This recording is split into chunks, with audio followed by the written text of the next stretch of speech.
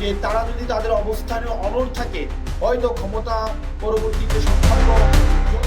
ত্রয়োদশ জাতীয় সংসদ নির্বাচনকে সামনে রেখে নতুন রাজনৈতিক দল নিবন্ধনের কাজ চূড়ান্ত পর্যায়ে। নির্বাচন কমিশন ইসি জানিয়েছে, আগামী সপ্তাহে কমিশনের চূড়ান্ত অনুমোদনের পর গণবিজ্ঞপ্তি জারি করা হবে। ইতিমধ্যে মাঠ পর্যায়ে 22টি দলের যাচাই বাছাই সম্পূর্ণ হয়েছে। ইসি সূত্র জানায়, জাতীয় নাগরিক পার্টি এনসিপি, বাংলাদেশ আম জনগণ পার্টি, বাংলাদেশ নেজামে ইসলাম পার্টি সহ 6টি দল নিবন্ধন পাওয়ার দৌড়ে এগিয়ে রয়েছে। এই 6টি দলের ফাইল ইতিমধ্যে কমিশনে জমা পড়েছে। 10টি দলের বিষয়ে পুনঃ তদন্তের সিদ্ধান্ত নেওয়া হয়েছে এবং বাকি 6টি দলের আবেদন বাতিল করা হয়েছে।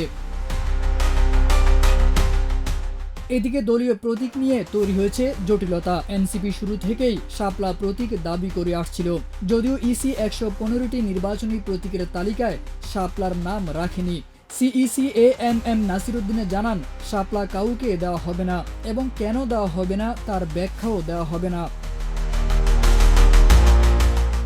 এই অবস্থানে ক্ষুব্ধ প্রতিক্রিয়া জানিয়েছে এনসিপি। দলটির দক্ষিণাঞ্চলের মুখ্য সংগঠক হাসনাত আব্দুল্লাহ সামাজিক মাধ্যমে লিখেছেন, কারণ উপরের অনুমতি নেই, উত্তর দিক থেকে সিগন্যাল নেই। একই সঙ্গে উত্তরাঞ্চলের সংগঠক সার্জিস আলম বলেছেন, আইনি বাধা না থাকলেও অন্য চাপেই শাপলা প্রতীকে দেওয়া হচ্ছে না, যা ইসির ব্যর্থতা।